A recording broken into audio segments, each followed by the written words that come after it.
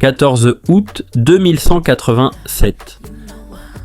Station Paris-Montsouris, 56,4 degrés Celsius. Pas un record. Une mesure. Aucune sirène ne sonne. Aucune annonce préfectorale n'est diffusée. Aucun chef d'État ne prend la parole. Sur le registre de Santé publique France, ligne 418, l'opérateur inscrit 342 décès. C'est inférieur à la moyenne saisonnière. Bienvenue à Paris, année 2200. La ville n'a pas été détruite, mais elle a été reconduite. Pour comprendre Paris en 2200, il faut revenir en arrière. Pas très loin. 174 ans. En 2003, canicule d'août, 15 000 morts en France, surmortalité parisienne, plus de 127%. L'INSERM publie un rapport. Personne ne change de trajectoire. 2019. Le 25 juillet, la station Paris-Montsouris enregistre 42,6 degrés. Le record absolu, il tiendra pendant 12 ans. En 2023, la ville de Paris avait organisé un exercice de simulation. Titre officiel. Paris à 50 degrés. Les rapports du GIEC l'ont considéré probable d'ici 2100. En 2024, quatrième plan sur le climat de la mairie de Paris. 400 mesures. Avec objectif neutralité carbone d'ici 2050, la Cour des comptes publie une note critique. Les cours Oasis, écrit-elle, ne sont pas réalisés dans les quartiers les plus minéralisés. Cette phrase deviendra prophétique. 2025, Météo France publie le rapport TRAC. Trajectoire de réchauffement de référence pour l'adaptation au changement climatique. La France est désormais alignée sur un scénario plus 4 degrés en 2100. 2026, année moyenne en France métropolitaine, 14,5 degrés. Cette valeur, considérée comme une anomalie historique, deviendra la norme décennale dès 2050. 2050, premiers étés où la barre des 45 degrés est dépassée plusieurs jours par an. Le calendrier scolaire bascule. Les écoles ferment de mi-mai à mi-septembre. Personne n'a voté cette mesure. Elle a été prise par arrêté préfectoral reconduit chaque année. 2089. Canicule dite du centenaire. 49 jours consécutifs au-dessus de 40 degrés. L'État active la clause de circonstances exceptionnelles. Le règlement européen sur l'intelligence artificielle, qui interdisait depuis 2024 l'usage de scores de crédit social, est suspendu. La suspension n'a jamais été levée. En 2118, création par décret-loi de la zone climatique préservée. On l'appelle aussi intramuros. 2143. Crue de la Seine au pont d'Austerlitz, 9,4 mètres. Le record de janvier 1910, 8,62 mètres, est dépassé. On l'appelle la Grande Eau. 600 000 franciliens sont déplacés. La compagnie centrale de réassurance n'évalue plus les dégâts en euros. Elle les évalue en hectares irrécupérables. 2166, émeute thermique de Belleville. 4200 morts officielles en 3 jours. L'algorithme municipal, surnommé Lutèce, avait déclassé le quartier en priorité 4. Aucune coupure d'eau n'avait été annoncée. Elle s'est produite 2187, 56,4 degrés à Montsouris. 2200 aujourd'hui. Paris, en 2200, n'a pas une seule géographie. Il en a 2. Au-dessus, les aériens. En dessous, les troglots. Entre les deux, une membrane administrative qui s'appelle le quotient de fraîcheur. Le quotient de fraîcheur est un score individuel. Il agrège le revenu fiscal, le statut professionnel, la contribution carbone, le bilan thermique du logement, le code postal de naissance. Il est calculé par l'algorithme municipal. Il détermine le droit d'accès à un dôme, à un tunnel climatisé, à 1 litre d'eau froide. Officiellement, il n'y a pas de classe sociale. Il y a des niveaux de quotient. Niveau alpha. Climatisation continue à 21 degrés. Eau illimitée. Air filtré, niveau chirurgical. Environ 210 000 personnes. Niveau bêta. Tunnel climatisé à 28 degrés. 20 litres d'eau par jour. Filtre FFP3 fourni par la régie. 600 000 personnes. Niveau gamma. Soumis à délestage algorithmique. 5 litres d'eau par jour. Filtre recyclé. 1 700 000 personnes. Niveau delta. Hors réseau. Quotient nul. Le système n'enregistre pas leur nombre. La fracture parisienne du XXIe siècle n'est plus est-ouest. Elle est verticale. Les riches sont en haut, sous canopée. Les pauvres sont en bas, dans la roche. Au milieu, plus rien. L'aérien s'appelle Théodore. Il a 43 ans. Il vit dans le 8e arrondissement. Triangle d'or, avenue Montaigne, quotient de fraîcheur, alpha 3. Il n'a jamais touché de l'air extérieur sans filtration. Sa peau, blanche, n'a jamais reçu plus de 15 minutes de soleil direct par jour. Son rythme circadien est calé sur la lumière artificielle d'un tube fluorescent à spectre solaire reconstitué. L'appartement de Théodore est dans une tour de 68 étages, livrée en 2156.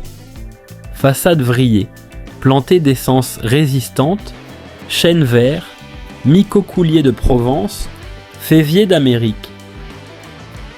Les arbres ont été testés par l'APUR dès 2024.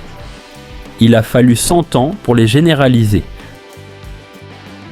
À l'intérieur, 21 degrés constants. Hygrométrie, 45%. Air filtré, EPA. Bruit ambiant, 30 décibels. Une ferme verticale aéroponique au 15e étage produit la totalité des légumes consommés dans la tour. Une boucle de condensation capte l'humidité résiduelle de l'air et la traite. Un bioréacteur à micro-algues recycle le CO2 en oxygène. Le mètre carré dans le triangle d'or se négocie en 2200 à l'équivalent de 280 000 € constants 2025. L'écart avec le 19e arrondissement a été multiplié par 17. Théodore travaille dans la finance climatique, plus précisément dans la titrisation de quotas de fraîcheur. Son métier consiste à acheter à des troglots qui n'utilisent pas leur quota d'air filtré, des excédents qu'il revend à des aériens qui en consomment davantage. Le marché s'appelle la Bourse atmosphérique de Paris. Il est ouvert 24 heures sur 24. Le matin, Théodore prend une capsule de transit pressurisée. Elle circule dans un tube sous vide installé à la place de l'ancienne ligne 14 du métro. Trajet domicile-bureau, 4 minutes. Il ne croise personne. Au-dessus, sur les Champs-Élysées, la canopée artificielle a été continue depuis 2118. On l'appelle la Grande Frondaison. 4200 hectares. Sous elle, on respire à 22 degrés. Au-dessus d'elle, la mesure officielle indique 53. Théodore n'a jamais visité le bas. Il sait qu'il existe. Il ne sait pas comment on y vit. Il pense que c'est mieux pour tout le monde.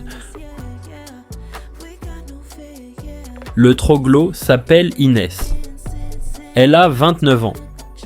Elle est née sous le 14e arrondissement, à moins 22 mètres. Carrière du Val-de-Grâce, calcaire lutétien, quotient de fraîcheur, gamma 7.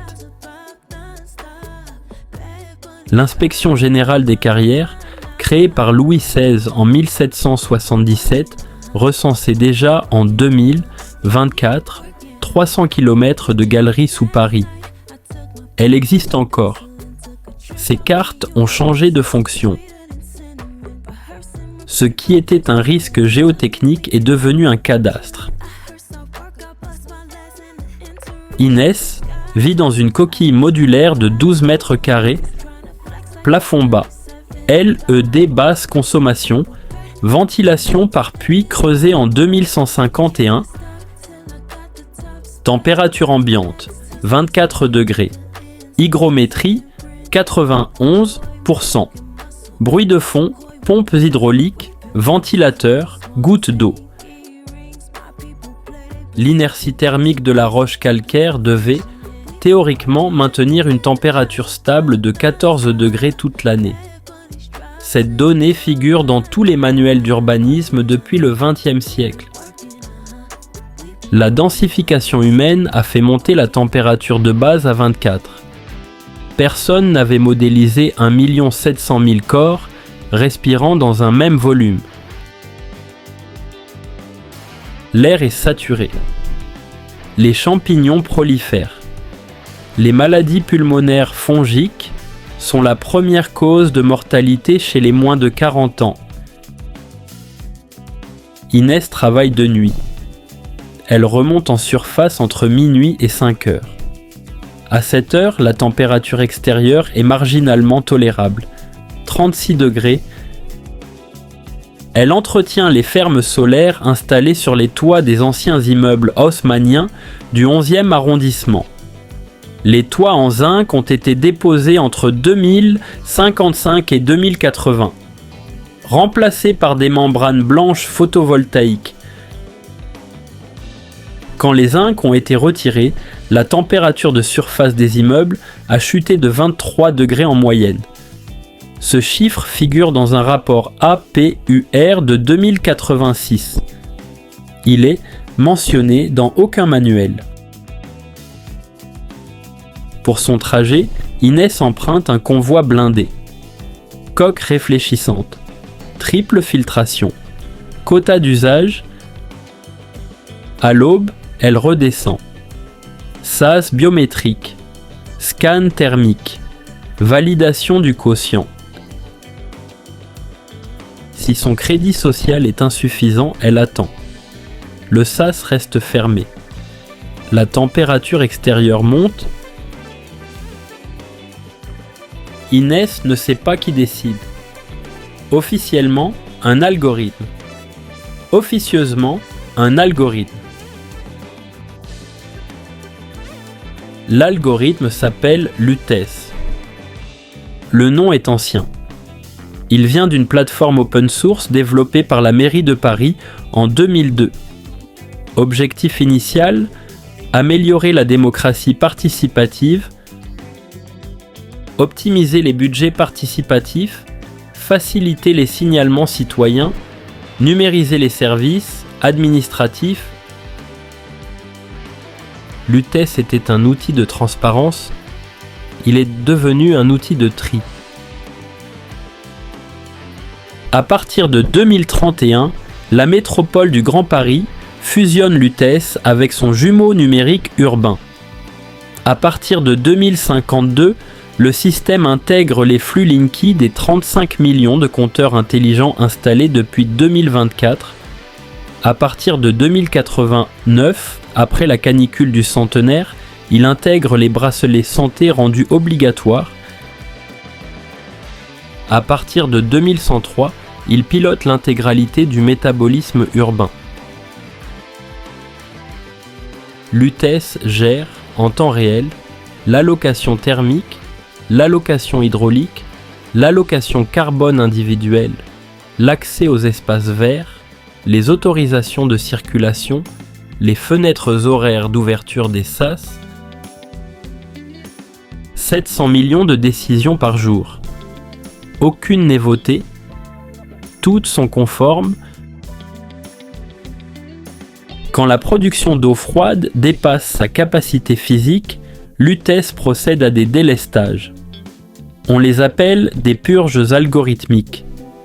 Elles se déclenchent sans préavis. L'algorithme arbitre selon une formule connue mais non publiée. La formule pondère le quotient de fraîcheur, l'utilité économique du quartier et la valeur stratégique des infrastructures qui l'abritent. Les data centers ont la priorité. Les serres aéroponiques ont la priorité. Les DOM alpha ont la priorité. Les souterrains du 18e sont en 8e position. Officiellement, l'UTES est un outil consultatif. Une jurisprudence du Conseil d'État de 2148 a établi que toute matière à composante climatique relève de l'expertise scientifique encadrée.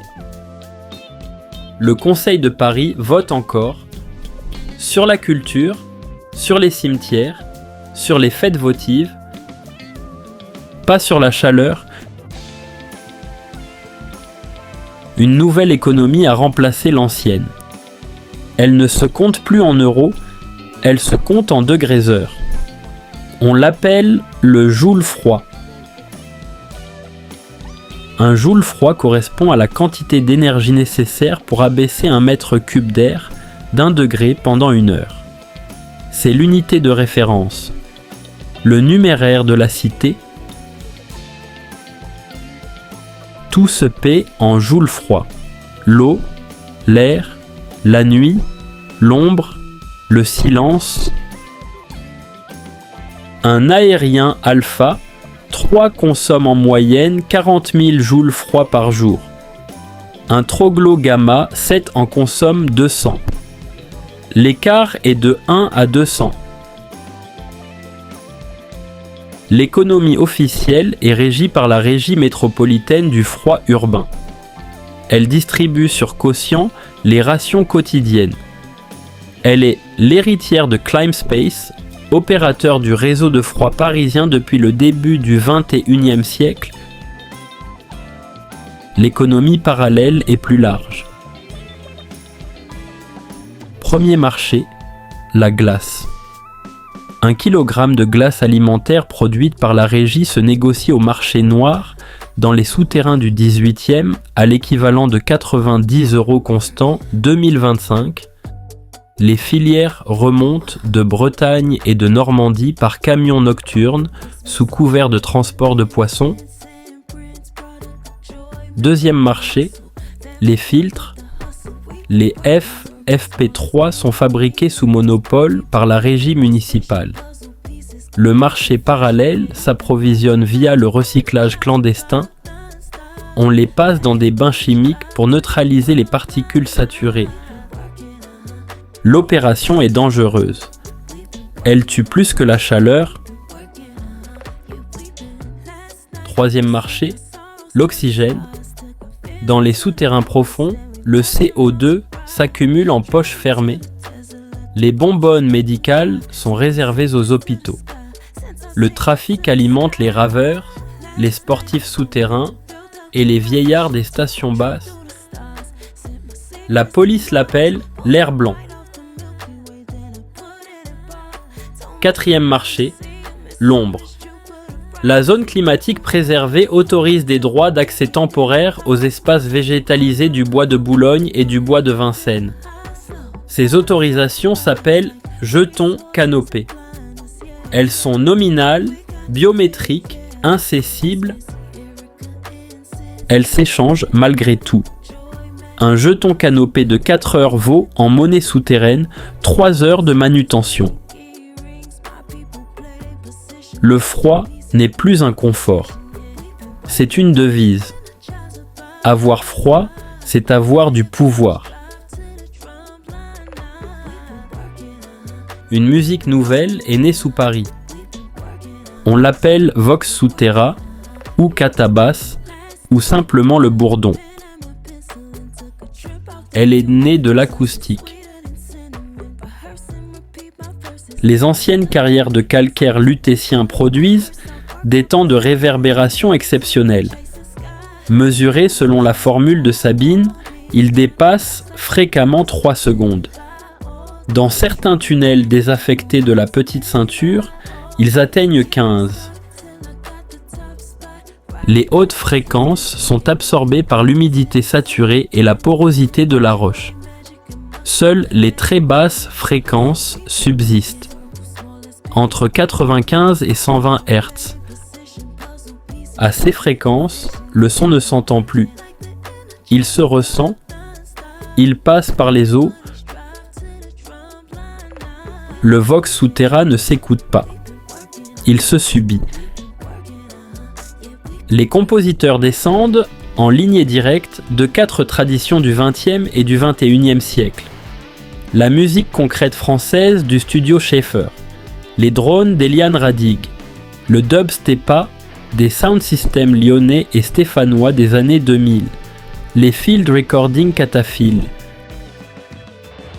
Les morceaux durent 40 minutes, 60 minutes, 3 heures.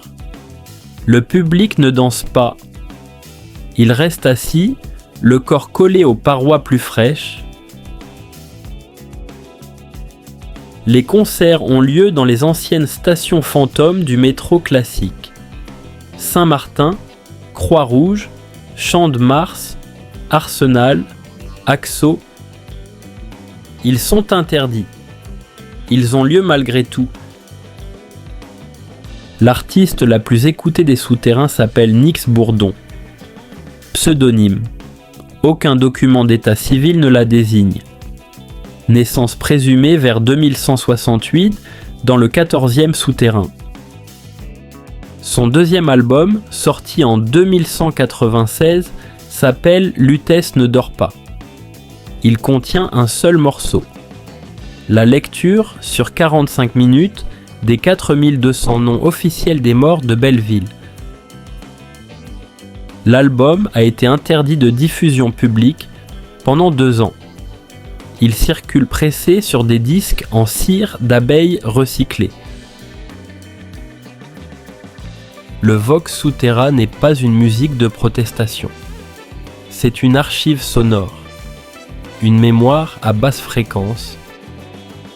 Elle ne demande rien, elle constate. Il faut maintenant poser la question qui n'est jamais posée. Qui dirige Paris en 2200 ? Le maire existe. Il est élu. Sa fonction est cérémoniale. Le Conseil de Paris siège. Il vote.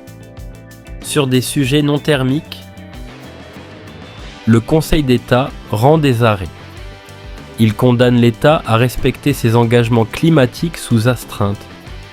L'astreinte s'élève désormais à plusieurs milliards d'euros par an. Elle est payée par l'État à lui-même via un fonds dédié. La charte de l'environnement, élevée au rang constitutionnel par le Conseil constitutionnel en décembre 2019, est toujours en vigueur. Elle n'a jamais été modifiée. Elle est appliquée en moyenne 17 fois par an Le pouvoir réel n'est pas dans les institutions, il est dans les seuils. Le seuil thermique d'évacuation de surface, 43 degrés, il déclenche automatiquement la fermeture des accès aériens et la priorisation des DOM. Le seuil hydraulique de niveau 4 stabilisé, 15 mètres cubes par seconde de débit Seine. Il a été franchi en 2059. Il n'a jamais été levé. Le seuil ozone troposphérique, 320 microgrammes par mètre cube. Il déclenche le confinement souterrain obligatoire pour les quotients inférieurs à β. Ces seuils ont été rédigés par des comités d'experts entre 2050 et 2098. Ils n'ont jamais été votés. Ils ont juste été reconduits. C'est ce que les historiens appellent la gouvernance par seuil. Pas de coup d'État, pas de constitution réécrite, pas de leader charismatique. Juste des paramètres techniques qui, mis bout à bout, redessinent le contrat social. La démocratie n'est pas morte. Elle a été classée sous dossier. Matière non thermique. À 14h32 ce 14 août 2200, il fait 54 degrés à l'ombre. Personne ne sort. Il n'y a plus d'ombre. Théodore travaille à son bureau à 21 degrés. Il consulte la bourse atmosphérique. Il vend 2000 joules froids à un acheteur du 16e. La transaction est validée par Lutèce en 0,2 secondes. Inès, à moins 22 mètres, attend. Le sas du 14e souterrain est fermé depuis 3 heures. Son quotient a été réajusté à la baisse cette nuit. Aucune notification ne le précise. Quelque part, dans une carrière du sud du 14e, une enceinte diffuse à très basse fréquence. On entend à peine une voix répéter une liste de noms. La liste de Belleville,